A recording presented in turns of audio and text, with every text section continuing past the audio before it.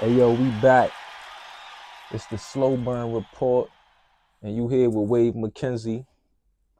And we came back to give you more classic shit. The last time we was here, we focused on the year 2002, and I highlighted some of the albums that I fuck with. It was way more that I could have listed, but I'm only gonna stick to 10 for right now. I might have to start breaking the shit up into parts because it's like, damn, I want to put this one on it. Damn, I want to put this one on it. But I like to leave space for the people to come in and comment. But before you comment, make sure you hit that like button and subscribe, man. Because we're going to keep doing this and you should be notified right when it's hitting. You understand what I'm saying? Like, we're going to keep this up. So hit that subscribe button and stay in tune with us. The last time we was here, we did 2002. And I said I was going to do 1995. I'm still going to do 1995. I'm still going to do 1995, excuse me. But I went to 2000. And this definitely was one of those times when it was like, yo, I need to keep this shit at 10. I don't know what I'm going to do, what I'm going to put on here, what I'm not. There's so many more that I could have listed on this joint. So I don't really want y'all to come in the comments like, yo, you forgot this one, you forgot this one. Nah, I ain't forget it. I just kept it at 10. You comment, you let me know which ones you fuck with. Let me know your list. If you want to make a whole 10, just show me a whole list so we can see which ones you would have kept or which ones you would have took out, you know what I'm saying?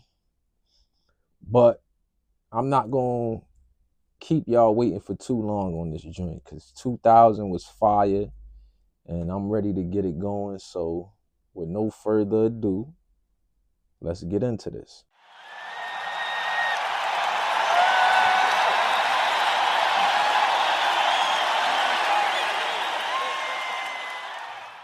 All right, we about to start it off with the notorious K.I.M. by Lil Kim. This was her second studio album. She evolved her style a little bit on this joint, like most artists do. You gotta try to come a little bit different, but keep that signature sound. And Lil Kim definitely did that. This album came after B.I.G. died, and she dropped this joint and showed that she still could do her thing despite B.I.G. no longer being here. It was like not only was it her sophomore joint and she's trying to beat that sophomore jinx that come about with music, especially rap, but she was trying to show the world and did show the world like, yeah, Big gone, yeah, I'm hurt by Big being gone or whatever, the loss, but I could still do this. And she did it. Uh of course it pays homage to Biggie. The album, she definitely gonna pay her homage to Biggie. That was the love of her life, as far as I know and I feel, you know. But it had themes of loyalty, resilience, of course, like showing I could bounce back from the trauma of death and the loss of the love of my life type shit.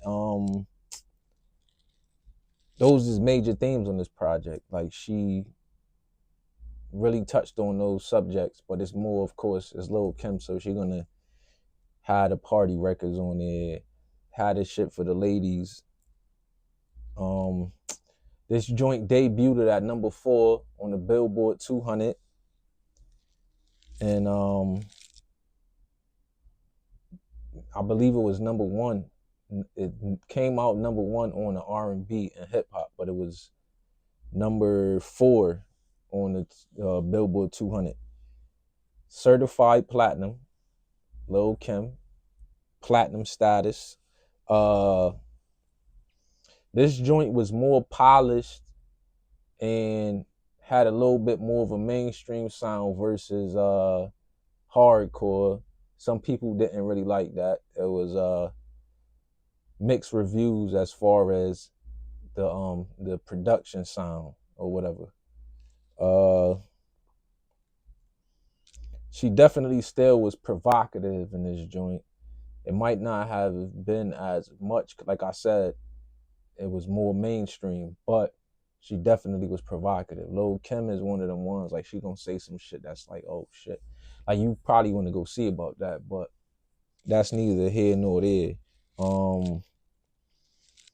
The themes in this joint is like sexuality, women's empowerment, uh, and of course materialism. Like Lil' Kim Lil' Kim like nice things.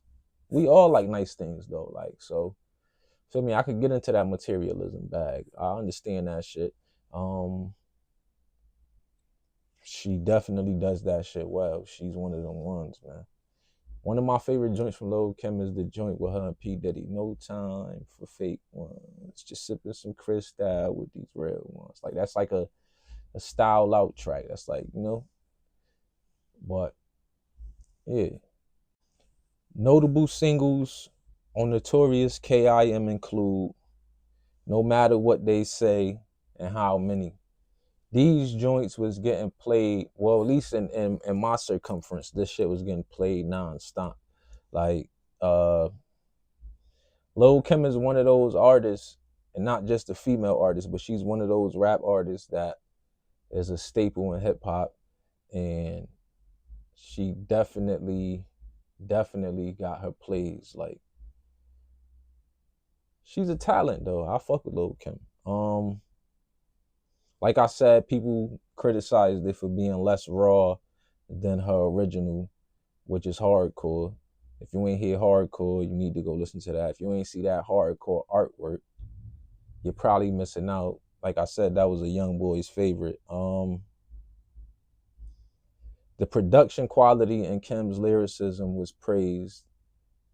Cause Kim is one of the ones, like, of course she got that provocative style, but I feel like she's a lyrical one. Like she still give it to you in a way where you could appreciate the wordplay and the lyricism and the wittiness. Mario Winans, Diddy, Track Masters, Carlos Brody, Rottweiler, Easy LP. Those are people that get production credits on the Notorious K.I.M. Those are people that contributed their styles to this joint to make it what it was and make it what it is. You have features from Cisco, the Junior Mafia, of course, and Radman. And it's not really too much else to say about the Notorious K.I.M. except if you didn't hear it or you're not familiar with Lil' Kim's work at all, you definitely need to go tap in with Lil' Kim and this Notorious K.I.M. first. And then you could go anywhere after that. But definitely tap into Notorious K.I.M. And we about to get into the next one.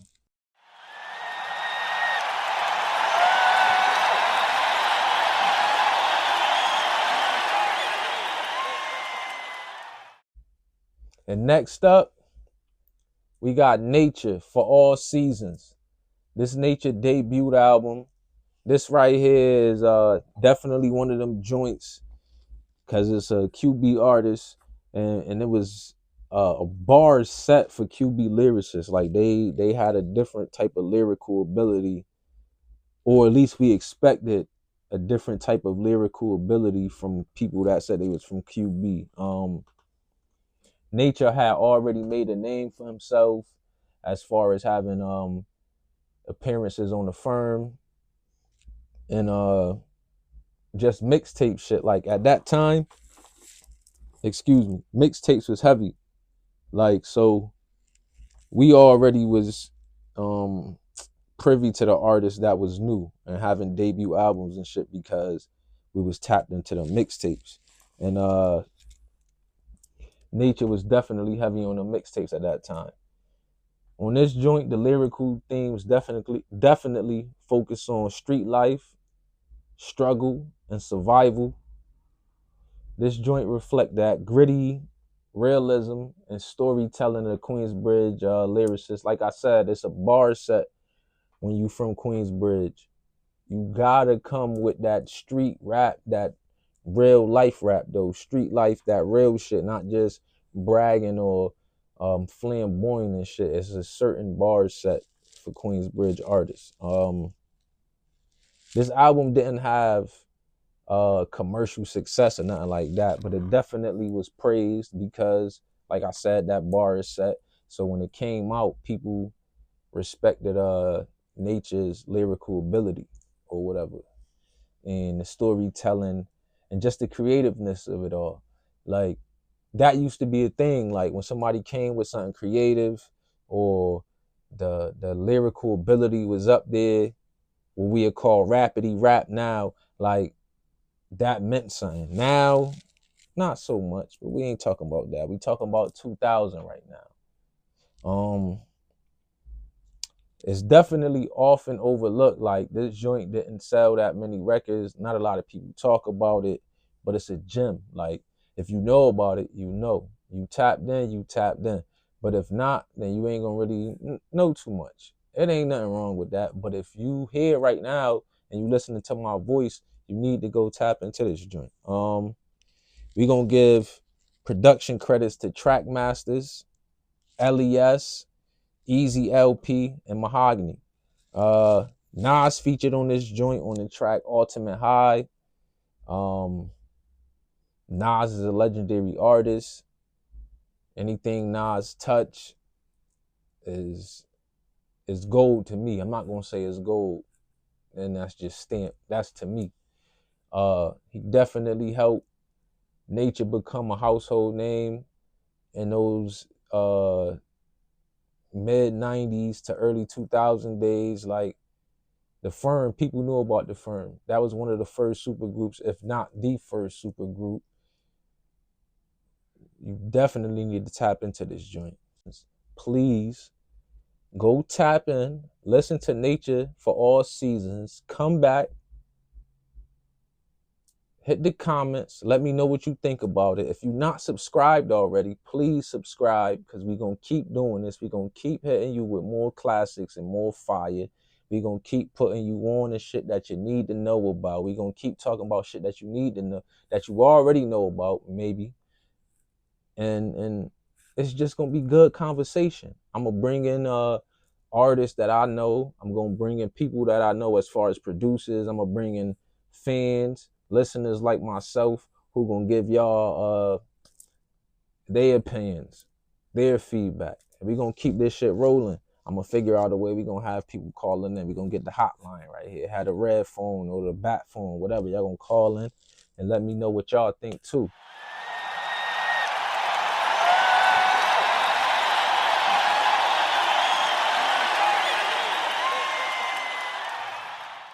Next up, we got Big L, the Big Picture. This joint right here dropped after the death of Big L. Rest in peace to Big L. Long live Big L. Exceptional talent, excuse me. And this joint showcase that talent, that exceptional talent. Like I said, it's released after L's death in 1999. It highlights his artistic potential, what he could have been, what he should have been.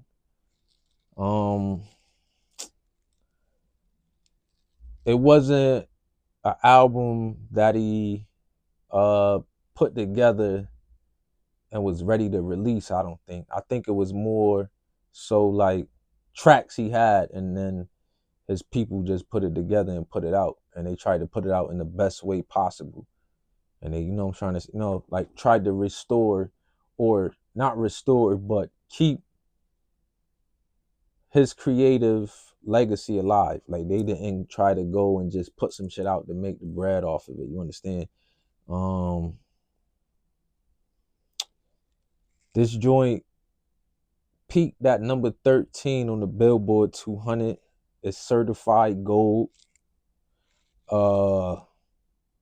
Big L, being who he is, the lyricist he shines throughout this joint as he should. Big L is probably in a lot of people's top 5, if not top 10.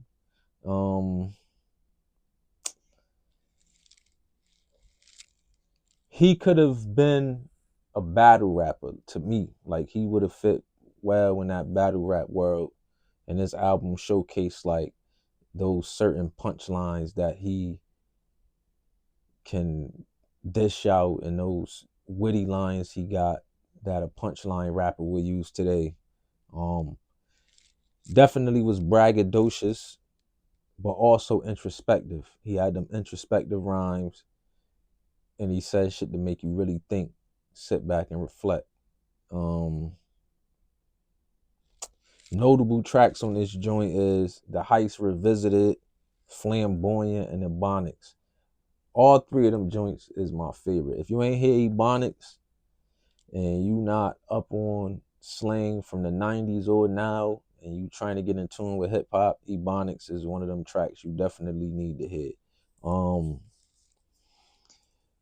It was features on this joint from Fat Joe, Big Daddy Kane, Tupac, Sadat X, and Guru. All legendary artists in their own right. All contributed well to the album. If you didn't hear this joint, you need to hear it so you could come back, hit that like button, leave a comment, and be subscribed if you ain't subscribed. You know, shit.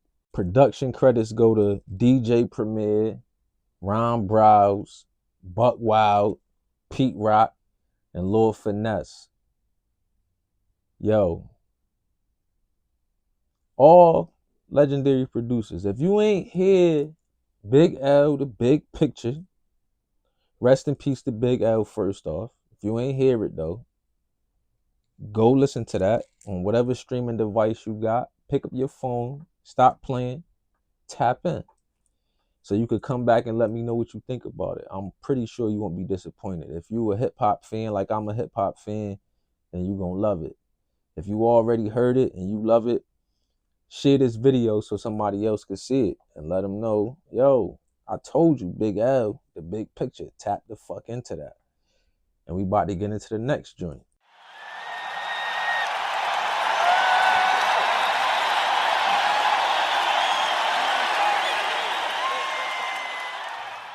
And now we about to talk about Big Pun. Yeah, baby.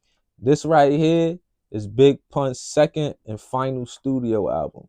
Rest in peace to Big Pun. Long live Big Pun. That's going to be a recurring theme on this show. Sad to say, but we lost a lot of great artists. And even more so now. That's something we're going to touch on later, because right now we trying to focus on the classics. But this joint right here definitely showed us Big Pun's lyrical ability. He's a humorous motherfucker. Like, Big Pun is gonna make you laugh. He gonna come with them bars. Don't get that fucked up. Big Pun is a lyrical assassin, but he also gonna make you laugh.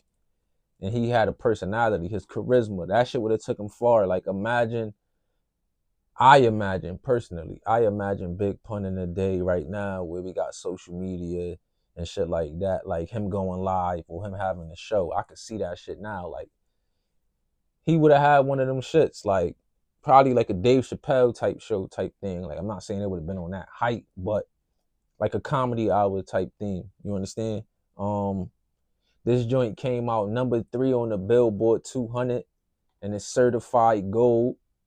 Like I said, his humor is balanced with the party records and him being introspective. That's one of the things for me that make an artist a classic or a legend. Like as far as their ability to be introspective, their ability to reflect on their life, their ability to give me something to think about. Like, it's cool for me to bob my head and hear the beat and this shit fire, but when you give me something to think about, now I gotta rate you a little bit higher. Very, very good with the wordplay and his flow. And he blend that shit together, telling you stories, street tales, real life shit. He just was a very incredible artist who we lost too soon. And cherish his work because he one of them ones. He had features on this joint from Fat Joe, Prospect, Tony Sunshine, and Cuban Link, Terror Squad. The tracks like 100%, that's gonna show you that he was a proud Puerto Rican. Pun always rep that Puerto Rican flag. He kept that shit in all his visuals. He kept that shit alive in his music, and you gotta respect that. Like, proud Puerto Rican, 100% Boricua. Watch those. Off with his head. It's so hard. We don't care. My dick and Leatherface. Those are some of the tracks that is notable on this joint, and some of the reasons why you need to go tap in to Big Pun. Yeah, baby. This joint right here is definitely bittersweet because we lost Big Pun, but you get to witness his talent. Like it was like his way of saying goodbye almost. Like, I believe it came out like 2 months after Big Pun died. So it's definitely like, yo, this my goodbye. This what I had for y'all. Fire, man. Big Pun is one of them ones, man. It's so hard. It's one of them tracks that played nonstop for at least 2 years. And it's one of those classic joints, a classic visual. If you never saw that video, I'm gonna put a clip up here so y'all can see that, because that joint right here, fire. The album definitely had mainstream appeal, but it stayed true to who Big Pun was.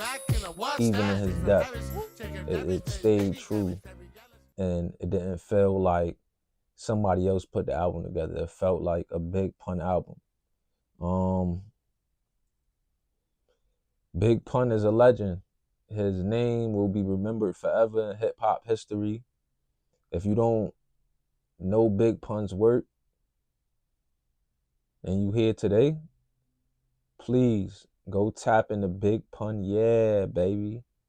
And then go listen to all his other work, all his shit from the mixtapes, all his features on other people's projects. Just consume as much Big Pun lyricism as you could, because it was a short-lived legacy, but the legacy stands the test of time nonetheless. Please go tap in.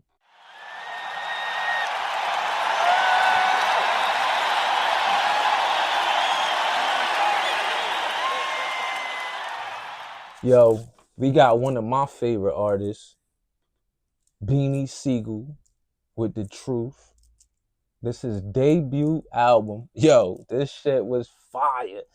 I remember when this shit came out. I played this motherfucker like it was no tomorrow. I liked every track on here, but it got to a point where What Your Life Like was one of my favorite tracks. Like, he just was one of those people that gave it to you raw and uncut. And I'm probably getting ahead of myself. I should be telling y'all details about Beanie Sigel album, but no, that What Your Life Like is one of my favorite joints of all time. Just like the storytelling, it just get real vivid, real. That's like some scared straight shit. Like, I feel like if a kid is on the path to destruction and you feel like they don't know what they doing, if you play that track along with some other shit, you could deter them from doing the bullshit. But let's really get into this joint. This joint right here, like I said, it was his debut, so it introduced him as a prominent figure in rap. Like, a lot of times when you drop your debut album and shit, it don't make you solidify, it don't make you legendary, none of that shit. But when Beanie Sigel dropped this joint, he already stamped himself. I don't know what he did. I can't explain it. It's lightning in a bottle type shit. Like, he made himself become a legend with one album. Excuse me. But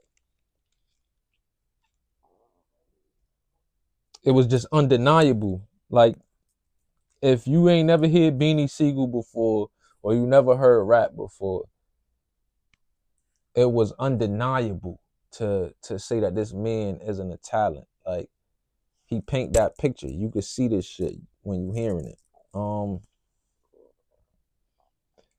He definitely came with that raw delivery. He had them vivid street tales, like I said. This joint received praise because it was authentic. It had that feel of authenticity with it. Just raw, gritty. People fuck with that. When people feel like, yo, this ain't my life, but this is his life, and I respect that I could feel everything he's talking about. People love that shit, man, and they buy into that. That's why crime and shit like that is one of the number one sellers in all media markets or whatever. This joint right here was executive produced by Jay-Z. It explores life in the streets of Philly. It bring y'all into a new world, me as well. Philly wasn't that prominent besides like Will Smith. You had a few other artists. I'm not gonna discredit Philly, but in the mainstream, Beanie Sigel was one of the first ones, and he still brought that gutter street shit with him. So you know Philly ain't nothing to play with as far as what type of shit they on. When you go to Philly, it's gritty. It ain't really too much shiny and sparkly and happy shit going on. This joint debuted at number 5 on the Billboard 200.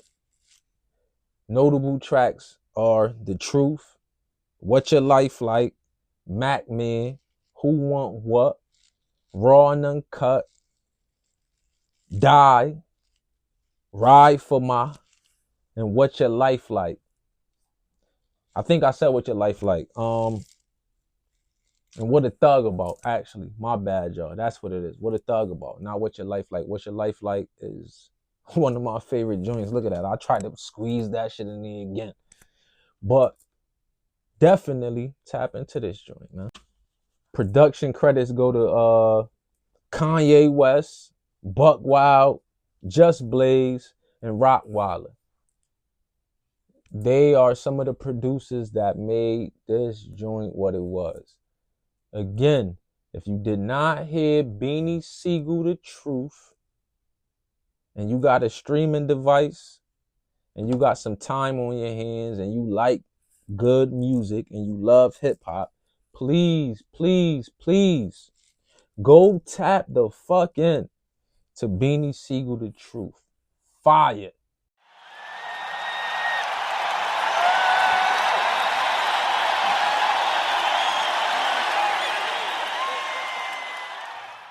And next up, we ain't about to move too far from that Roc-A-Fella camp. We got the Dynasty by Jay-Z. This is Jay-Z's 5th studio album. It was originally supposed to be a Roc-A-Fella compilation. I don't know what happened, but I definitely remember it being advertised as Roc-A-Fella, the Dynasty at first, but it eventually became Jay-Z's solo album for whatever reason. I got my theories on it, but that's neither here nor there. We're going to say that for a later date so we could talk about that. But I definitely got my theories on why it went from Roc-A-Fella, the Dynasty, to Jay-Z, the Dynasty. But nonetheless, it changed into a Jay-Z album. It showcased the roster for Roc-A-Fella and to introduce new producers. Like I said, it was a platform. It served as a platform for new artists. It showed y'all who Jay-Z had involved with the camp. Although it was a Jay-Z album, it still showcased Roc-A-Fella.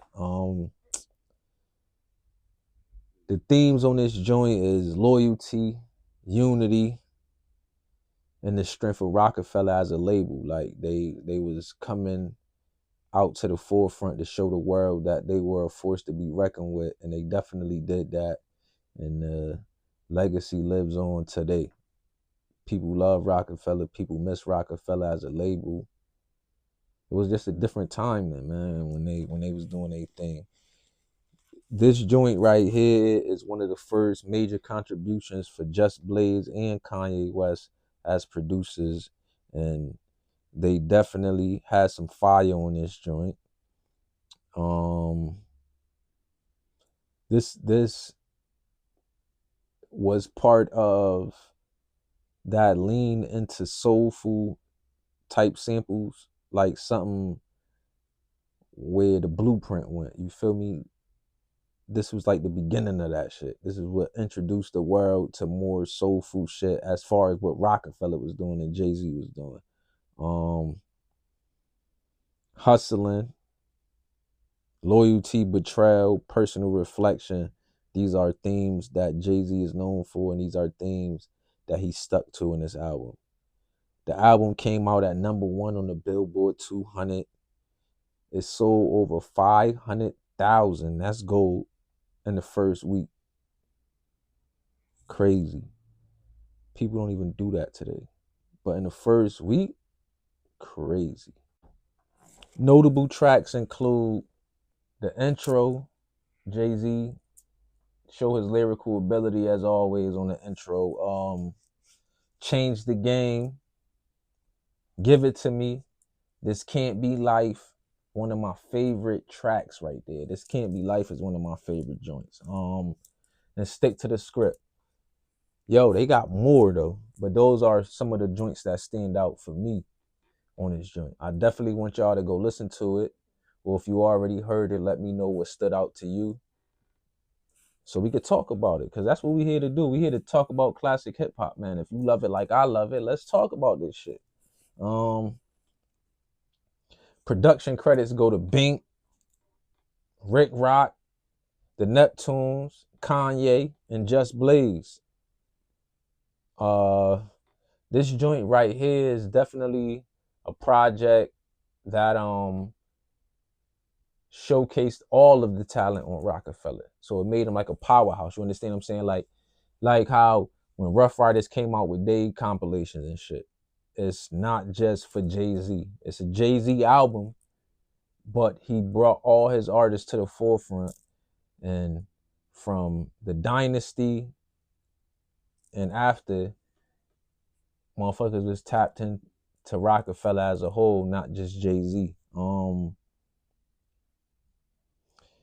It helped bridge that early hardcore sound into his more soulful, polished sound that we heard later on after the Dynasty, on to Blueprint and later on.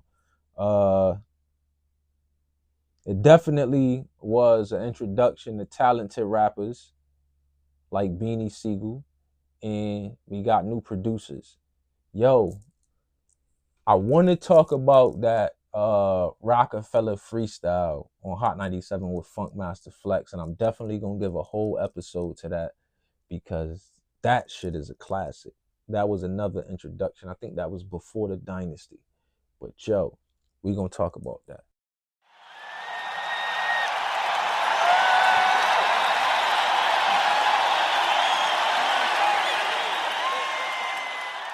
Alright, now we gonna get into Ghostface Killer and Supreme Clientele.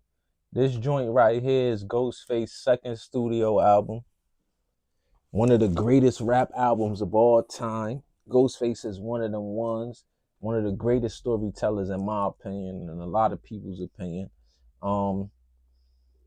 It definitely solidified Ghost as a master lyricist. This was during the time of Wu-Tang's popularity declining a little bit. Like, Wu-Tang had a stronghold on niggas in the 90s. Excuse me. But when the 2000s was hitting and shit, it was a little change of the guards that was going on. And Ghostface definitely kept the Wu name alive when he dropped this joint.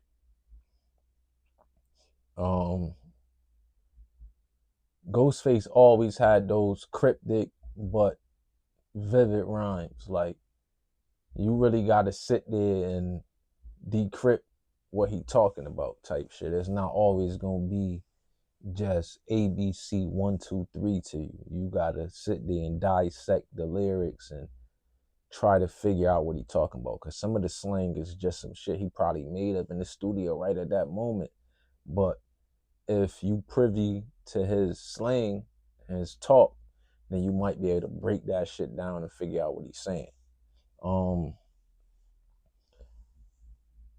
He's a gritty nigga, a gritty street lyricist. Like, is that the word for it? Lyricist? I don't know. But he narratist, I think. But he definitely is one of them ones who tell them gritty street tales and undeniable talent. Undeniable.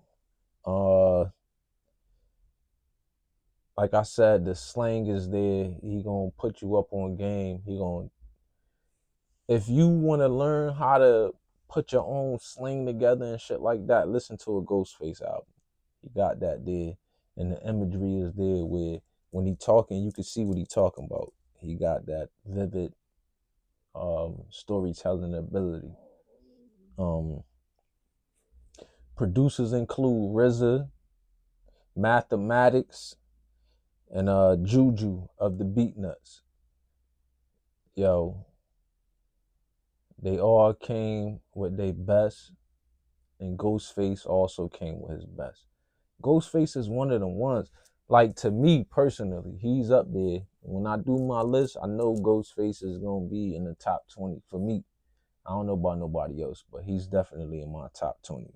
Themes include street life, introspection, love, betrayal, and loyalty.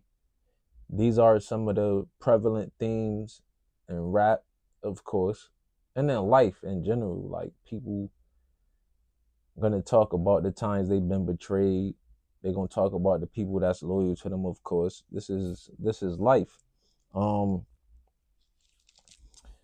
The slang and fashion that came about in this album is some of this shit that still sticks today, and some of this shit that still stands the test of time. Like the gaudy jewelry and just the flamboyant style. Like, people still on that type of shit now.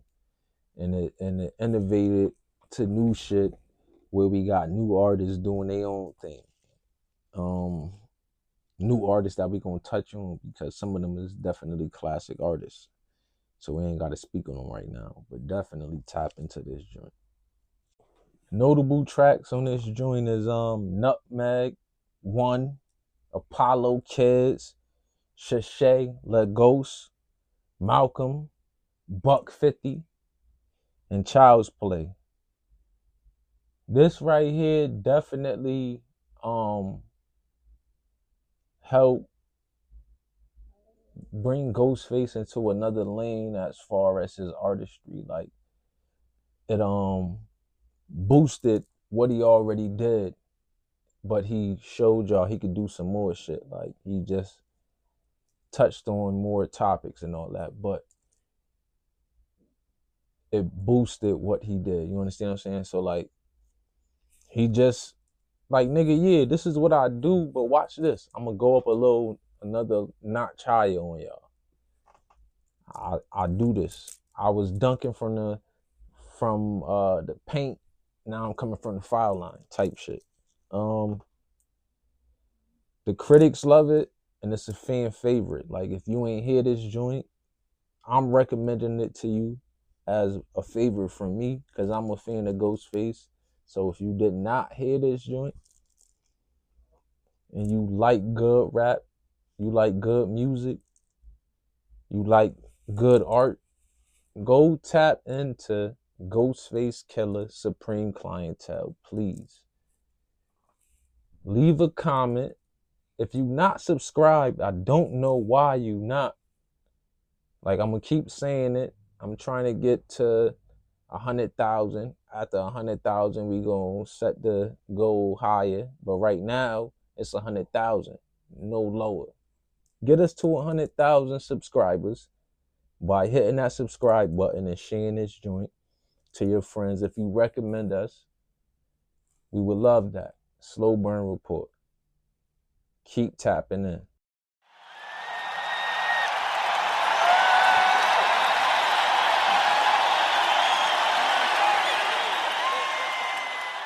And now we got the Locks with We Are the Streets.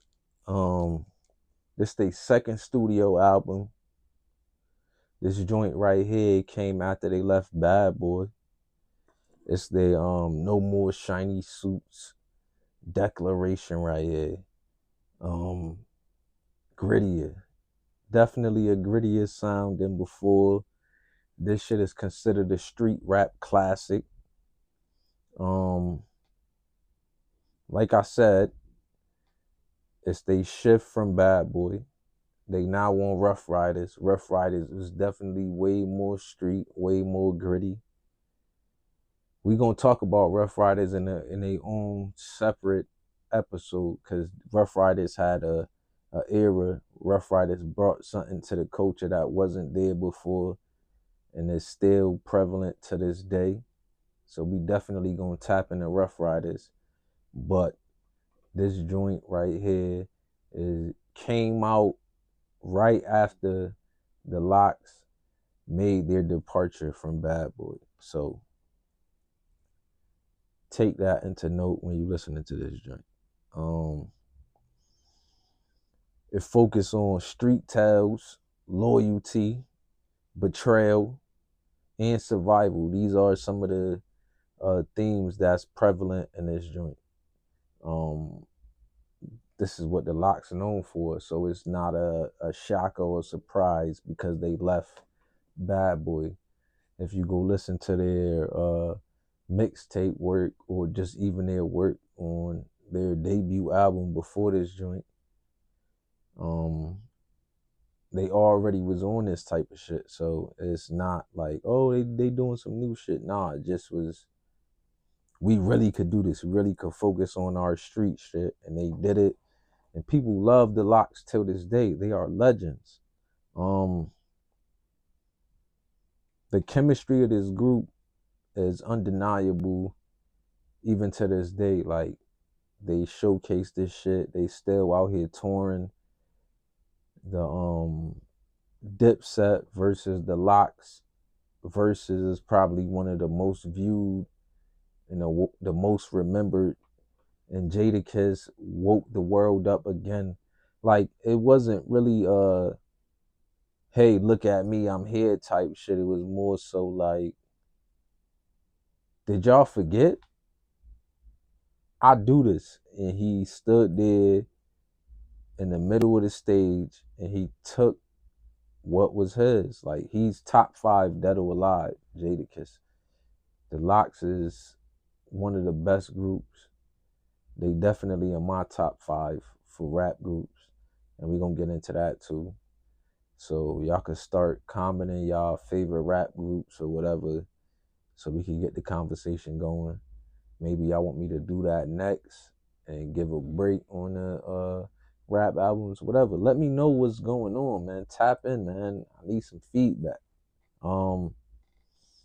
This joint debuted at number 5 on the Billboard 200, certified gold. Notable tracks include Wild Out, Ride or Die Chick, Fuck You, Recognize, We Are the Streets, and Can I Live. It's way more though. Like, the album is one of them joints that you could play from start to finish and not be disappointed with no record on here. So I definitely recommend y'all go listen to this shit. For real. Production credits go to Swiss Beats, Premier, and PK. Those are the producers that made this joint what it was. Made that shit fire. If you did not hear this joint, you need to go hear it. It showed the world that the Locks wasn't afraid to stand up and sacrifice their careers and their fame for what they believed in to make that shit happen again. Like at that point, they left Bad Boy because of disagreements. They didn't believe in the Bad Boy movement at that time, and it worked out for them. That's the temperature of the game right now. So they definitely are trendsetters and pioneers of that independent, or just this is what I want to do, and this is what I'm on, this is my vision, and this is where I'm going with it type shit. Not even always got to be independent, but I'm about to leave you and go over here and fuck with this major label because my vision ain't the same as yours. And there's nothing wrong with that, man. So shout out to the Locks for doing that. This right here is a defining project of the early 2000s. Hip hop, rap, whatever you want to call it, East Coast, West Coast. This shit definitely was a pioneering album, and it showed people what the new bar was as far as lyricism, production, and creativity. This is a staple in the Locks discography. As far as the Locks as artists, as a group, you gotta put this joint in your top 3. If not, we could debate about it, and I would love for you to come and comment and debate about it. But I feel if you a Locks fan, it gotta be in your top 3. Like of all things, like the albums, the solo albums, the mixtapes, I really feel like this joint right here is in the top 3. If you feel it's not, if it's a close, whatever, if it's in your 4 or 5, let me know. But come back and leave a comment after you hit the like button, of course, and you subscribe. But let's talk about this LOX album.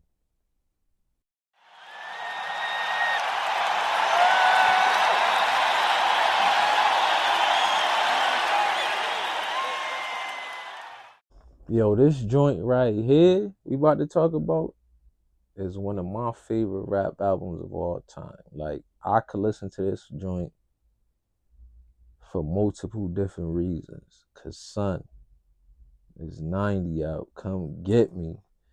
Like, this shit, yo, son. I break bread, ribs, $100 bills. This shit is fire. The lyricism that's shown in this album is different, and it sparked my mind and made me want to do some different shit. And the album I'm talking about right here is Prodigy and H.N.I.C. This right here is Prodigy debut solo album as an artist. It showcased Prodigy as a solo artist. He showed his individualism. He definitely was one who came with vivid lyrics. He was introspective, and the production on this shit was grimy, gutter, hard.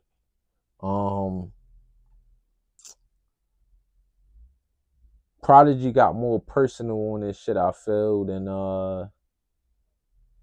like regular Mobb Deep albums. Like, this joint was a little bit more personal, and he definitely experimented with more production styles, because it wasn't just Havoc.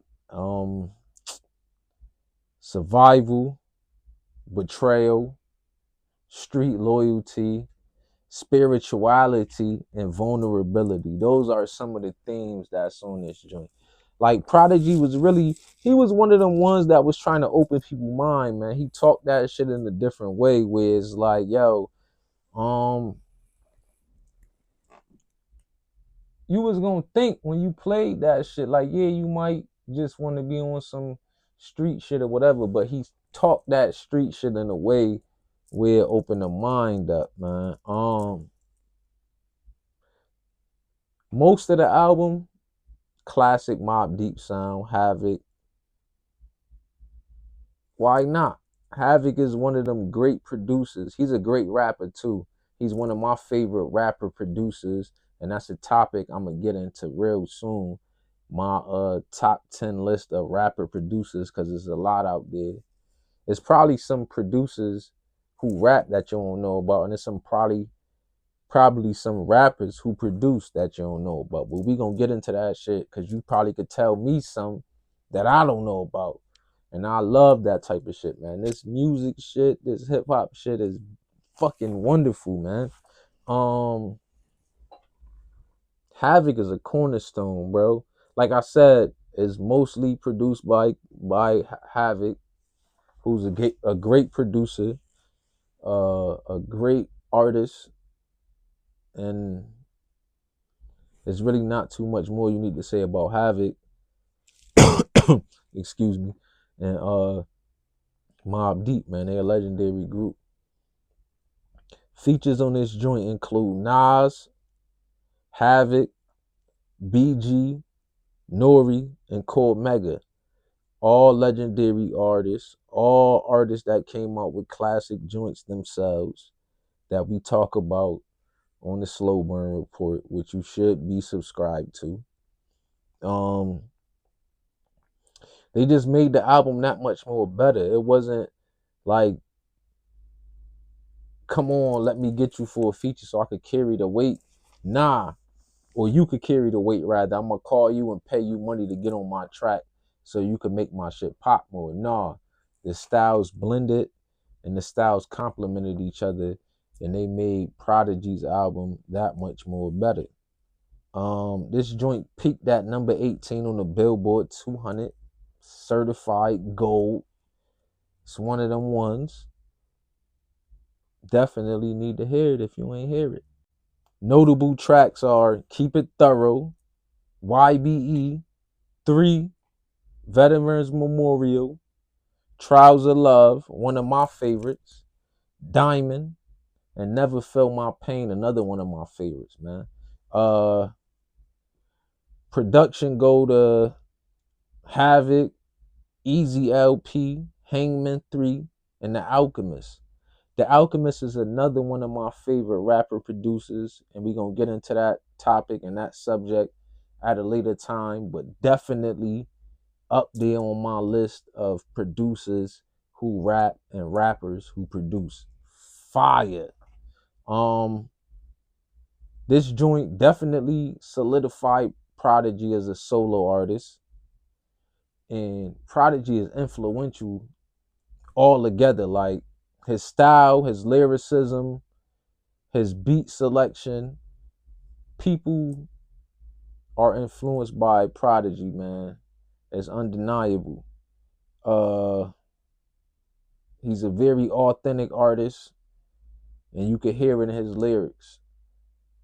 Keep It Thorough, timeless, classic joint. One of my favorites. When I heard it, I think the first time I heard it was on